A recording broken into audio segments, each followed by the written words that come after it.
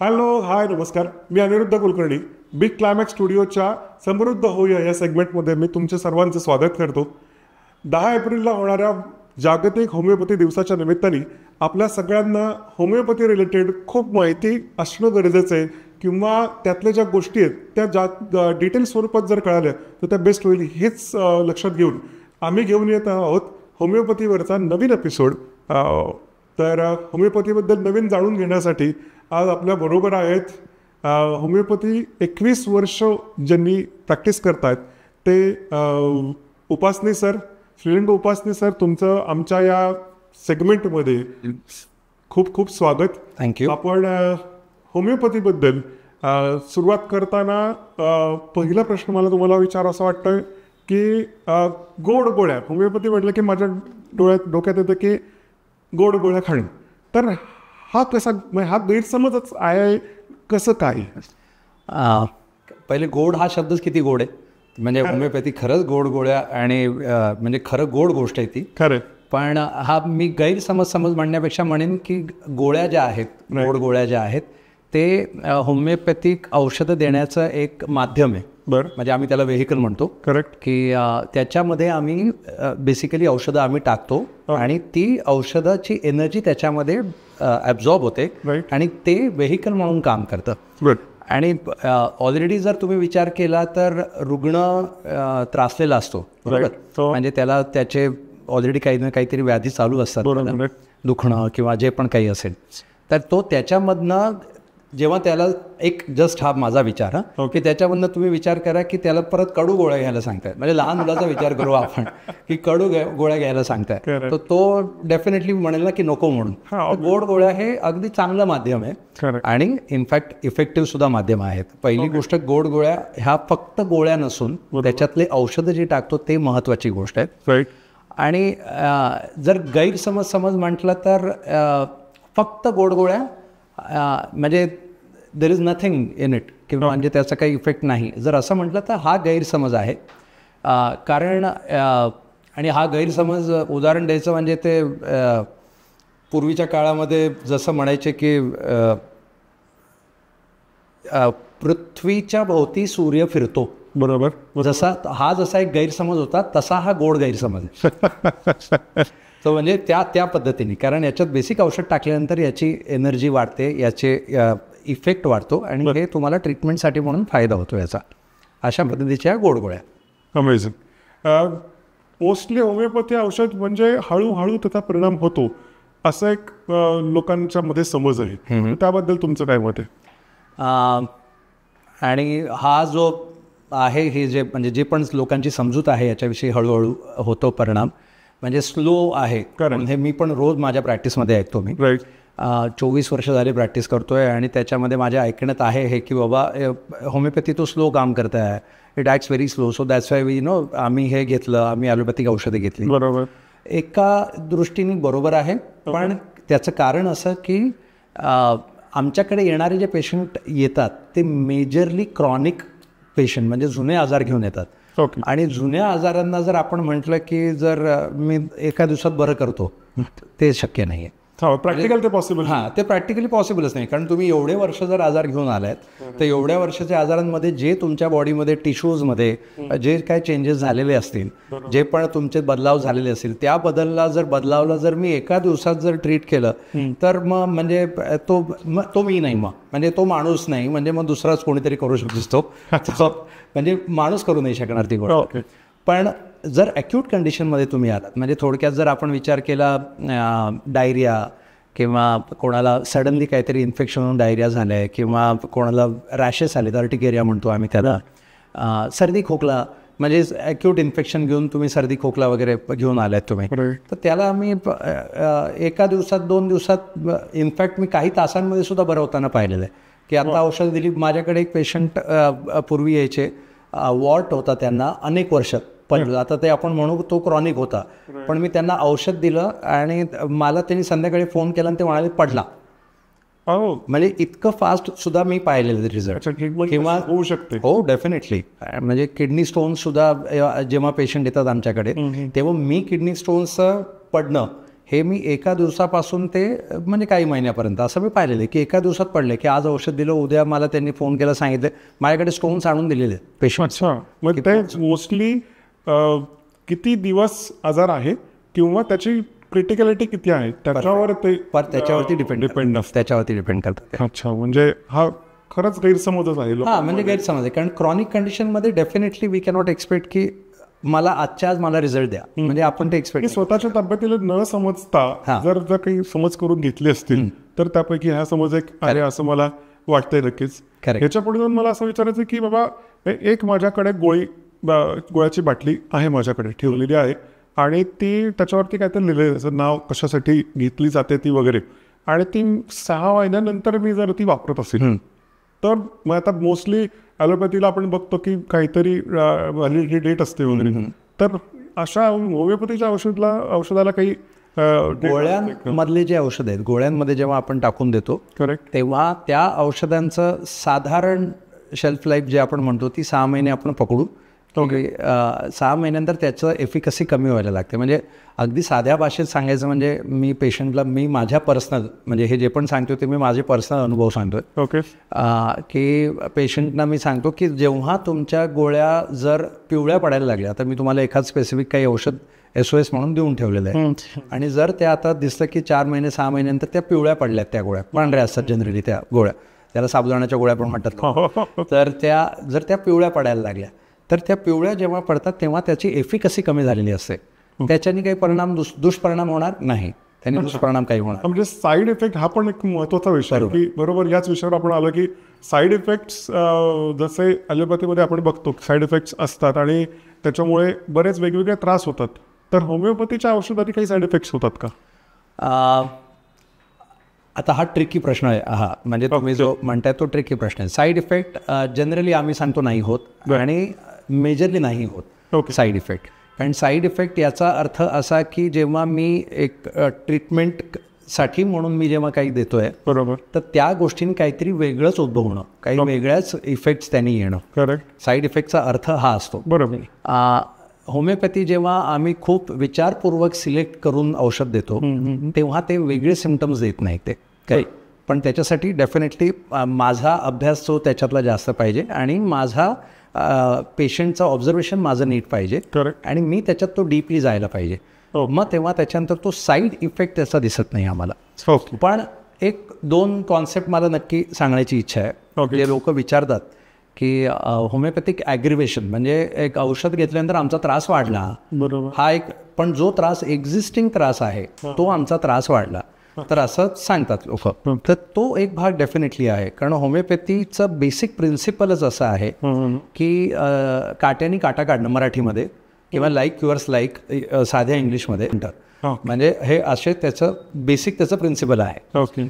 तर आता काट्याने काटा काढायला गेल्यानंतर जर आपण गेलो तर ते टोचणारच ना आपल्याला, शंभर ते गोष्ट. म्हणजे काटा आतमध्ये शिरलाय, तो दुखतोय, आता आपण परत दुसरा काटा टाकून ते काढण्याचा प्रयत्न करतो, म्हणलं तर दुखणारच आहे आपल्याला ते. म्हणजे थोडंसं पेन ॲग्रिवेट होणार, पण काटा निघणार तो. बरोबर. म्हणजे ते आहे. याचं कारण असं की होमिओपॅथिक औषधं ही ह्युमन बिईंग्सवरती प्रूव्ह केलेली गेलेली आहेत. म्हणजे तुम्ही एखादं पर्टिक्युलर औषध पहिले हे माणसाला दिलं जातं, त्याच्यावरती त्याच्याने काय काय सिम्पटम्स डेव्हलप झालेले आहेत हे बघितलं गेलेलं आहे आणि मग त्याचा सगळा रेकॉर्ड ठेवला गेलेला आहे आणि त्या रेकॉर्डप्रमाणे आम्ही औषध देतो. म्हणजे त्या याच्यामध्ये सिम्पटम्समध्ये बसणारे, जर माझ्याकडे तुम्ही काही आजार घेऊन आलात आणि त्या सिम्पटम्समध्ये तुम्ही बसत असाल तर ते मी पर्टिक्युलर औषध तुम्हाला देणार की जे ते सिम्पटम्स कमी करायला मदत करतं, कारण ते तुमच्या शरीराच्या इनेट जी तुमची एक डिफेन्स मेकॅनिझम असते त्याला स्टिम्युलेट करतं. ओके, मी वाढवतो थोडं आणि ते वाढवतं आणि त्याच्यामुळे ते होते. तर प्रत्येक वेळेला ॲग्रिवेशन होईल का असं काही नाही आहे, म्हणजे प्रत्येक वेळेला होईल, पण काही जणांमध्ये दिसून येतं, काही जणांमध्ये दिसून येत नाही. आणि मोस्टली आम्ही मग असं विचारपूर्वक औषधं देतो की पॉवर असते, पोटेन्सी असते तशी, की त्या पोटेन्सीची औषधं दिली तर मग त्याने जेणेकरून आपल्याला त्याचा जो ॲग्रिवेशन भाग आहे तो आपल्याला कमी दिसला गेला पाहिजे. तर आम्ही तशा पद्धतीने प्रयत्न करून करतो, पण काही वेळेला दिसतात आणि ते दिसलं तर काळजी करण्यासारखं काही नसतं, कारण त्याच्यामध्ये आम्हाला माहिती असतं की हे काही दिवसांचं किंवा काही तासांचं हे आहे, त्याच्यानंतर ते कमी होणार आहे.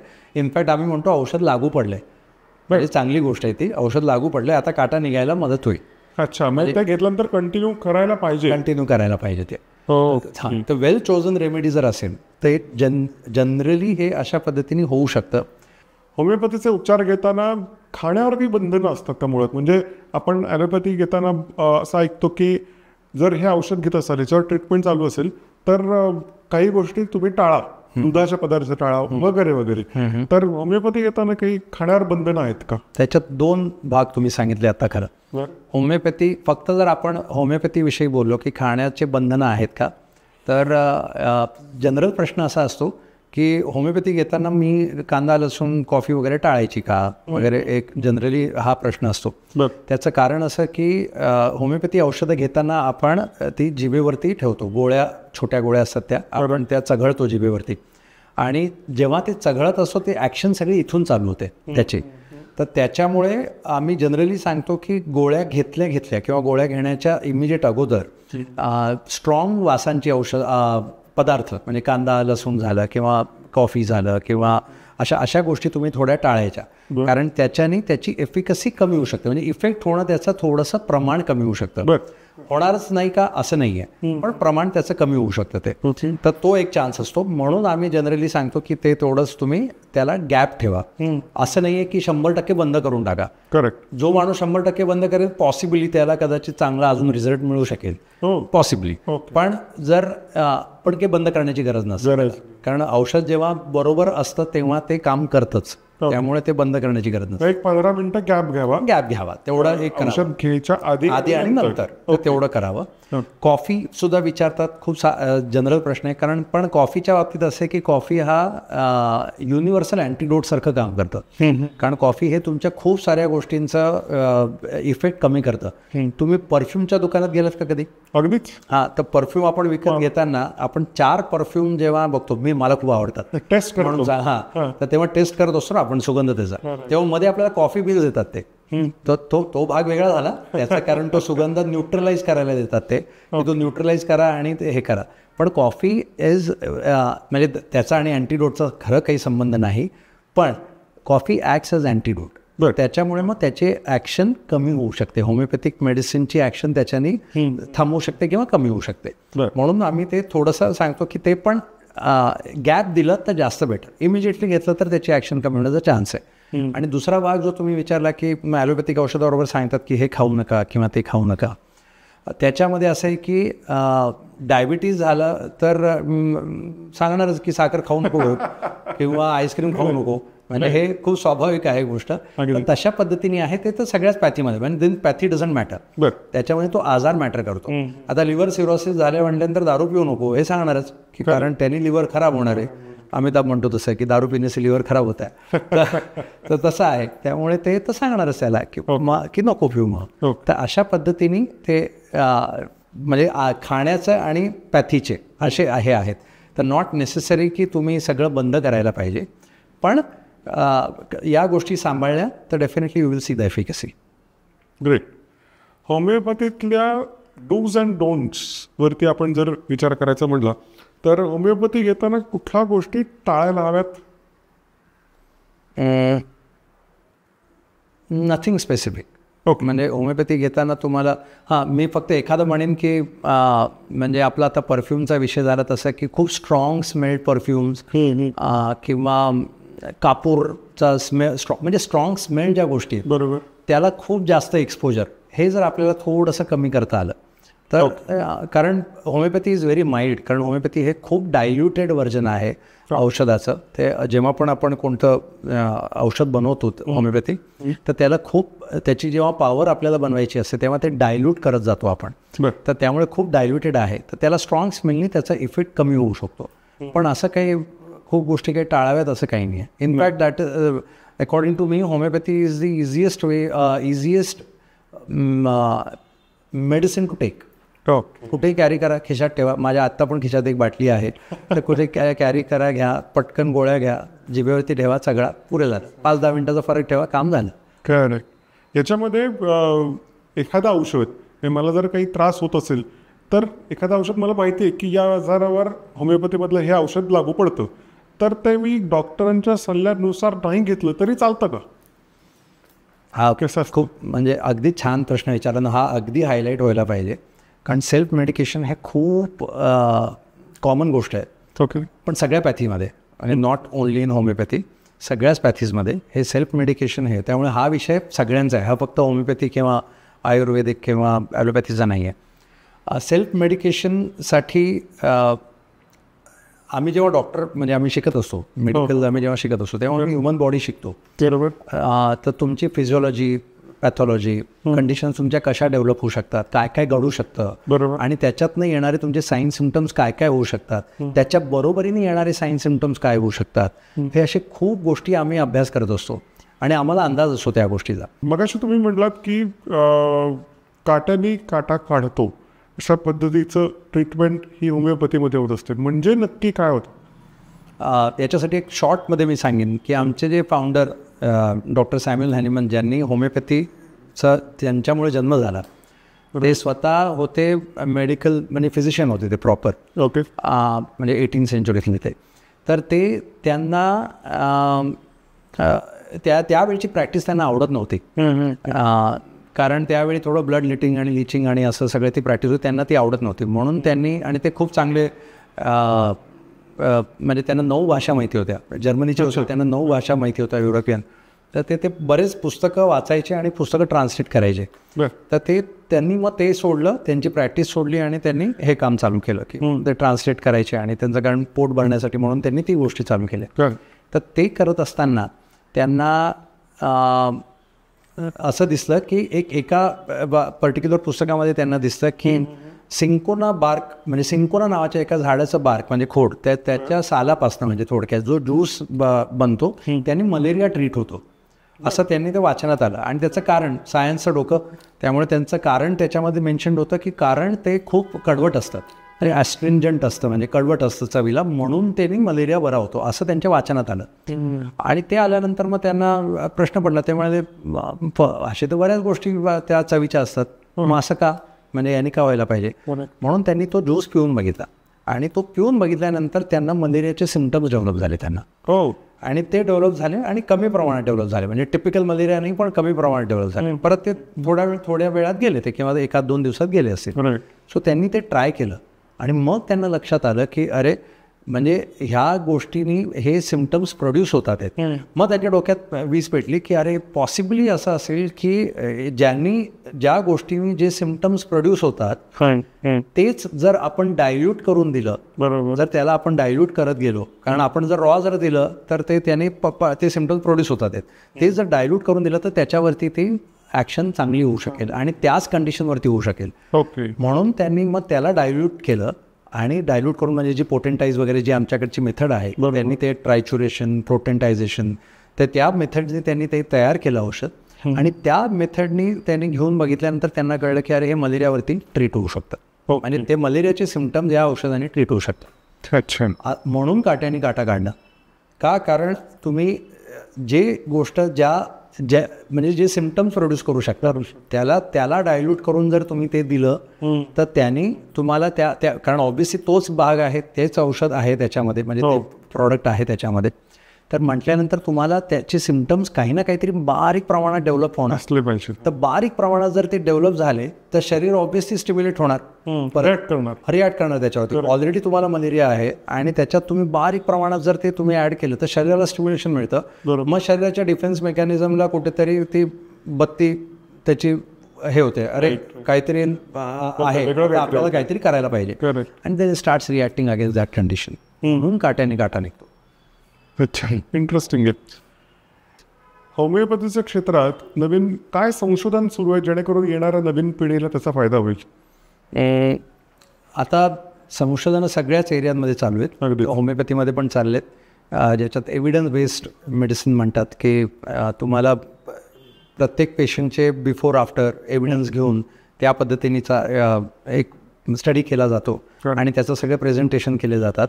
आणि तो तसं जसं एक आम्ही स्वतःच करतो ते, आमचं आम्ही न्यूरोलॉजीवरती काम करतो, न्यूरोलॉजिकल कंडिशन्सवरती पण काम करतो आम्ही बरंच. तर त्याच्यामध्ये पण आम्ही एव्हिडन्स बेस्ड आमचं आहे की आम्ही त्याला प्रत्येकाचे आमचे केस डेटा आम्ही सगळा मेंटेन केलेला आहे आणि आम्हाला माहिती आहे की अशा गोष्टींमध्ये रिझल्ट दिसतोय. तो एक संशोधन ते चालूच आहे. पण बाकी सुद्धा बाहेर सुद्धा आता की जसं बाहेर म्हणण्यापेक्षा म्हणजे भारतातच, कारण होमिओपॅथीचं भारतामध्ये बऱ्यापैकी लोकांना ॲक्सेप्टन्स आहे तो.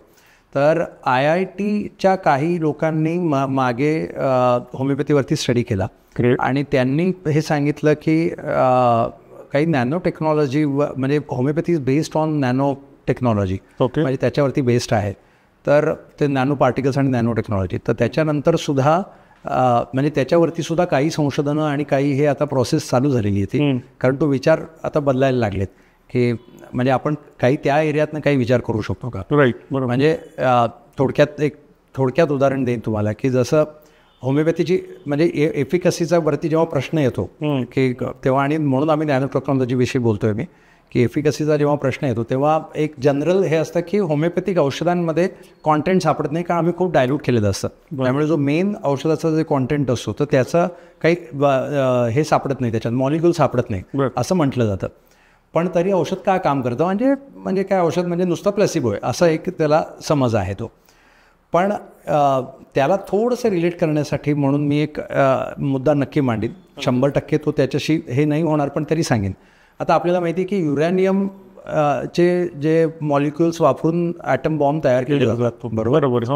आता 1 किलो युरॅनियम घ्या आणि त्याचा गोळा आणि टाका, तो फुटणार आहे का? ऑब्व्हियसली नाही फुटणार. ते मेटल येते, ते 1 किलो नुसते घेऊन ते फुटणार नाही. पण त्या युरॅनियमचे जेव्हा ॲटम्स मॉलिक्युल्स काय जे स्प्लिट करत असतील, जे पण काय प्रोसेस करतात, मला माहित नाही, तो शास्त्रज्ञ नाही आहे त्यामुळे मला माहित नाही, पण जी पण प्रोसेस करतात ती प्रोसेस केल्यानंतर त्याच्यातनं जी एनर्जी लिबरेट होते त्या एनर्जीचा वापर करून ॲटम बॉम्ब तयार केला जातो. आणि you can imagine the atom bomb तयार होतोय, म्हणजे एवढ्याशा त्याच्या मॉलिक्युलपासनं ज्याला मॉलिक्युल मधली एनर्जी लिबरेट करून ते ॲटम बॉम्ब तयार केला जातो. सो म्हणजे थोडक्यात आपण जेव्हा अशा पद्धतीने जर आपण काही करत गेलो स्टडी नॅनो टेक्नॉलॉजीच्या बेसिसवरती, आणि जर आपण डायल्युशन करत गेलो आणि त्याच्यातनं एनर्जी फक्त लिबरेट करत गेलो, तर definitely it is going to have some good action. म्हणजे तेवढी त्याच्यात पोटेन्शियल आहे असं माझं मत आहे. ओके. हे होमिओपॅथी मला म्हणजे आधीपासून माझी आई हे मला कायम सांगायचे की हे तू घे, आणि मी ते फॉलो करत गेलो, मला त्याचा फायदा झाला. पण कोविडच्या काळामध्ये त्याचा प्रभाव आणि प्रसार कसा झाला याचा तुमचं मत काय आहे? कोविडच्या काळामध्ये ना एक कारण कोविड जेव्हा आलं तेव्हा सगळेच भांबावून गेले होते, कारण कळत नव्हतं काय करायचं म्हणून. तर तेव्हा सगळेजण वेगवेगळ्या पद्धतीने ट्राय करत होते. तर होमिओपॅथीचा आम्हाला एक बेनिफिट असा होता की आम्ही होमिओपॅथीमध्ये शिकलो एक कॉन्सेप्ट जिनस एपिडेमिकस म्हणून. म्हणजे की एखादं एपिडेमिक येतं, तेव्हा तर पॅन्डेमिक होतं, पण एखादं एपिडेमिक जर येतं म्हणजे खूप जणांना जेव्हा एक कंडिशन एक त्रास दिसत असतो तेव्हा त्यातले टोटॅलिटी घ्यायची, म्हणजे त्याचे जे सिम्पटम्स असतात ते सिम्पटम्सची टोटॅलिटी घ्यायची आणि त्या टोटॅलिटीवरती बसणारं औषध आपण विचार करायचा आणि ते औषध द्यायचं. तर त्याला जेनस एपिडेमिकस म्हणतो आम्ही. म्हणजे ते औषध तुम्हाला त्या एपिडेमिक कंडिशनसाठी म्हणून सगळ्यांना लागू पडू शकतं, वापरता येऊ शकतं. तर या कॉन्सेप्टवरती जेव्हा कोविडचे केसेस जसे वाढत गेले आणि कळत गेलं, तर तसं मग सगळ्याच होमिओपॅथ्सनी ऑल ओव्हर दी वर्ल्ड सगळ्यांनी तो प्रयत्न केला आणि त्यांनी आपापल्या पद्धतीने त्यांच्या एरियातले सगळे बघून सिम्पटम्स बघून त्यांच्या कपॅसिटीनुसार आणि अभ्यासानुसार प्रत्येकजण आपापले काही ना काहीतरी कॉन्सेप्ट घेऊन आले होते. आणि आयुषने खूप मोठा हातभार दिला याच्यामध्ये, कारण आयुषचे जे डॉक्टर्स होते त्यांनी जर तुम्ही ऐकलं असेल तेव्हा एक आर्सेनिक अल्बम हे याला कोविडला काम करणारं औषध आहे म्हणून आर्सेनिक अल्बम 30 असं म्हणून त्यांनी एक हे केलं होतं, मांडलं होतं त्यांनी. तर तो खूप मोठा हातभार लागला, कारण तेव्हा गव्हर्नमेंटचा सपोर्ट होता, म्हणजे आयुष मिनिस्ट्रीचा rather I should say, not गव्हर्नमेंटचा, मिनिस्ट्रीचा. तर त्या सपोर्टमुळे लोकांमध्ये पटकन ते लक्षात यायला लागलं, कारण जेव्हा काही होत नाहीये हे कळायला लागल्यानंतर मग जी लोक होमिओपॅथीचा कधी विचार पण करत नव्हते त्यांनी पण ते विचार केले की अरे याच्यातनं जर आपण ॲटलिस्ट ट्राय करायला काय हरकत आहे, कारण शेवटी आपल्याला जगायचं आहे, तर मग ट्राय करायला काय हरकत आहे. त्यामुळे असे खूप जणांनी ट्राय केले की बाबा, आणि त्याच्यानंतर त्यामुळे आम्हाला बरंच दिसतं की आता त्याचं, कारण त्याच्यातनं ज्यांना इफेक्ट दिसायला लागले त्यांचा ॲक्सेप्टन्स वाढायला लागला आणि they started taking the medicine. त्यामुळे आता होमिओपॅथी ओव्हरऑल आफ्टर कोविड आम्हाला दिसायला लागले की बऱ्यापैकी लोक घ्यायला लागले. त्याचा जर पर्सेंटेजेस आपण जर पकडायचं म्हणलं तर पूर्वीची मानसिकता लोकांची आणि आता झालेला बदल हा किती काळात आणि तो किती म्हणजे परिणामकारक वाढण्याचा अभ्यास कोणीतरी करत असेल, मी नाही झाला माझ्याकडनं पर्सेंटेज वाईज, तर तो अभ्यास कोणीतरी करत असेल की पर्सेंटेज किती वाढले. पण एवढं नक्की सांगेन की गेल्या 2 दशकांमध्ये बऱ्यापैकी होमिओपॅथीचा अवेअरनेस वाढलेला आहे. जे पूर्वी जे होतं की फक्त आम्ही जुनाट आजार आणि अगदी आता हातातनं गेलेल्या केसेससाठी म्हणून जे होमिओपॅथकडे जायचे लोक, आता म्हणजे अगदी सर्दी खोकला झालाय, लागलंय किंवा मला डायरिया झाला आहे किंवा म्हणजे अशा ॲक्यूट कंडिशनसाठी सुद्धा पटकन पहिली होमिओपॅथीकडे येणारे आता पेशंट्स आहेत. म्हणजे आता जे पूर्वी जे पटकन आयदर मेडिकल स्टोअरमध्ये जाऊन काहीतरी घ्या किंवा डॉक्टरकडे जाऊन पटकन अँटीबायोटिक द्या असं जे असायचं ते न होता आता होमिओपॅथीकडे येणारे पण खूप जण वाढले. त्याचं प्रमाण खूप वाढलं नक्की. ते म्हणजे तुमच्याकडे आश्वासन खरंच आश्वासक चेहरा असेल किंवा आश्वासक डिरेक्शन असेल. हो नक्की. करून लोकांना कमी त्रास होऊन त्यांचे जे आजार आहेत ते बरे होऊ शकतात या होमिओपॅथीच्या दृष्टीने. ओव्हरऑल या होमिओपॅथी या काय म्हणतात त्याला पॅथीकडे जेव्हा आपण बघतो त्यावेळेला पेशंटनी जो ॲक्सेप्ट करत नसेल तर त्याला तुम्ही काय सांगाल? एक तर सगळ्यात पहिली गोष्ट की आपण कोणाचं माइंड चेंज नाही करू शकत, स्वभाव बदलू नाही शकत आपण त्याचा. पण ॲक्सेप्ट नसेल करत तरी मला असं वाटतं की जसं प्रत्येक नवीन गोष्टीला, नवीन संशोधनाला म्हणा किंवा नवीन गोष्टींना एक जो कायम एक अपोजिशन आलेलं आहे, पण नंतर कळलं आहे की बाबा यांनी हे खरंच होतं. न्यूटनपासून किंवा त्याच्या अगोदरपासून शास्त्रज्ञ जे लोक आलेले आहेत जे म्हणत गेलेत की बाबा हे असं आहे असं आहे, तर ते त्यांना नंतर कळलं की कारण तेव्हा त्यांना खूप अपोज केलं गेलं. जसं सुरुवातीला कदाचित मी एक उदाहरण दिलं होतं की पूर्वी म्हणायचे की सूर्य पृथ्वीभोवती फिरतो, नंतर कळलं की नाही बाबा पृथ्वी सूर्याभोवती फिरती आहे. तर तसं जर आहे तर तसं हळूहळू ॲक्सेप्टन्स वाढेल एवढं मला माहिती आहे. म्हणजे त्यांना तो मेसेज फक्त एवढा सांगेन की हे सायन्स आहे, या सायन्सला एक्सप्लोर केलं गेलं पाहिजे, अजून त्याच्यात अजून अभ्यास भरपूर केला गेला पाहिजे. आणि जर सपोर्ट केला गेला याला सगळ्याच बाजूने याला जर सपोर्ट केला गेला तर याच्यात पोटेन्शियल खूप जास्त आहे आणि सेफ आहे. म्हणजे ते सगळ्यात महत्त्वाचं. हां, हे सेफ आहे, ते सगळ्यात महत्त्वाचं आहे की हे सेफली आपण करू शकतो आणि थोड्याशा इझी वेनी आणि सेफली आणि थोडक्यात मी सांगेन इकॉनॉमिकल वेनी पण होऊ शकतं. This is more economical than any other हे. तर मग आपण आणि जर आपण प्रिव्हेंटिव्ह पद्धतीने जर याला विचार करायला लागलो तर डेफिनेटली आपण त्या आजाराकडे जाऊन मग दुसऱ्या गोष्टीकडे जाण्याच्या अगोदरच आपण काहीतरी आपण स्टेप घेऊ शकतो सुरुवातीच्या काळातच. बरोबर आहे. सो ते आय थिंक ॲक्सेप्टन्स येण्यासाठी म्हणून लोक definitely they should think like this. Great. Homeopathy हे वेगवेगळ्या कारणांसाठी वेगवेगळ्या आजारांवर वापरली जातेच डेफिनेटली, पण बालकांपासून लहान मुलांपासून अगदी म्हाताऱ्या लोकांपर्यंत ह्याचा वापर केला जाऊ शकतो का? आणि त्याचा मानसिक किंवा खरंच आजारांवर दोन्ही याच्यावर वेगवेगळ्या वयावर सुद्धा त्याची ट्रीटमेंट होऊ शकते का? 100%. म्हणजे अगदी लहान मुलांपासून ते वृद्ध स्त्रिया सगळ्यांवरती होमिओपॅथी ऑलमोस्ट सगळ्या कंडिशनमध्ये इफेक्टिव्ह राहू शकतं. आणि पहिले तर तुमचा हा जो समृद्ध होऊया हा जो विषय आहे तोच इतका सुंदर आहे. त्या विषयातच म्हणजे त्या नावातच सगळं दडलेलं आहे आणि त्याच्यात माझा म्हणजे होमिओपॅथिकचा रोल आपण काहीतरी ॲड करू शकतो, ही खूप मोठी गोष्ट आहे. याच्यात होमिओपॅथी पण समृद्ध होणार आहे.